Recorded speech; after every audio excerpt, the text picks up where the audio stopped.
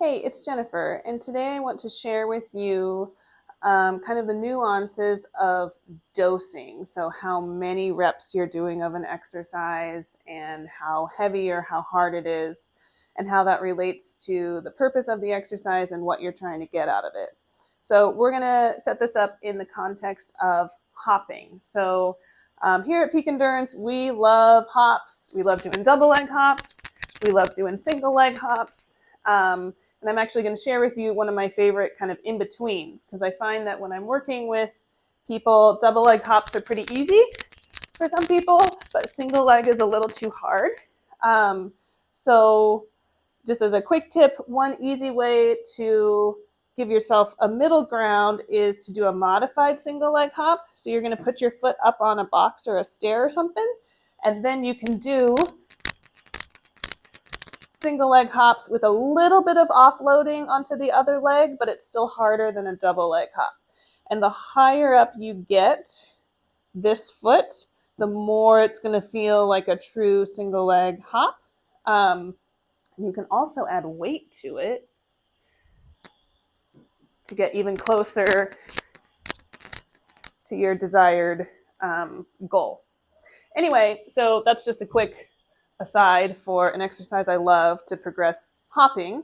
But reasons we like hopping here at Peak Endurance, it's good for stimulating your bone.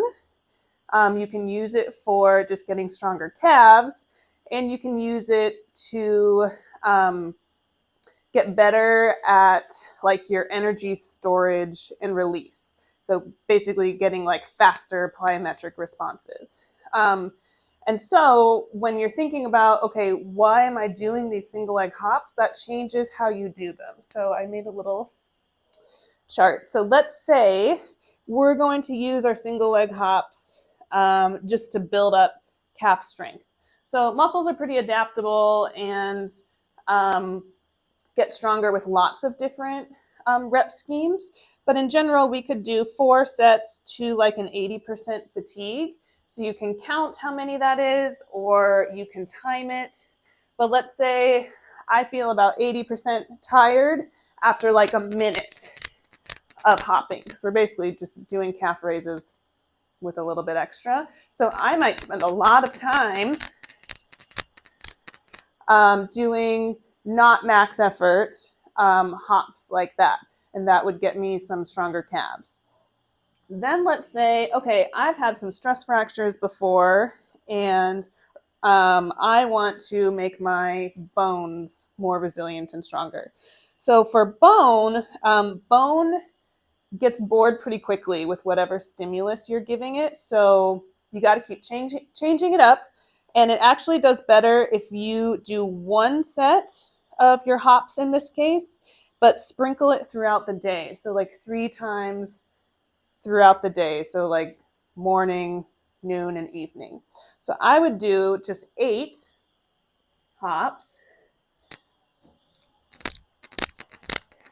and then get on with my day, and then later in the day do another set. Bone also does better if you can load it in like different directions. So we might do a side to side hop here and get a little more stimulus on the bone. Then let's say, okay, I want to be faster on my feet. I want to feel quick with my plyometric work. Then we're going to work on energy storage and release. So that's going to be, I want to be like jumping max effort. Again, we're not going to do very many. We're just going to do 8 and a few sets of that with a couple minutes of rest at least in between.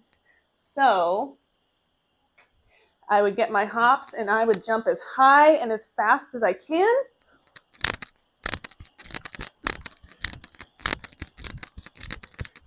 And then rest for a couple minutes, and then we can get back to it. So this is just an example with one exercise how you can adjust it a little bit to go after different intentions with your workouts. So I hope that helps give you some ideas for not everything means the same thing when we're handing out assignments to you as physical therapists. And then when you're doing your own workouts, if you think about like what am I actually trying to get out of this, it can help you have a better idea of how you should go about it. So thanks for listening. I hope that was helpful and maybe spur some other questions. You can shoot them at us by email or social media. Thanks. Bye.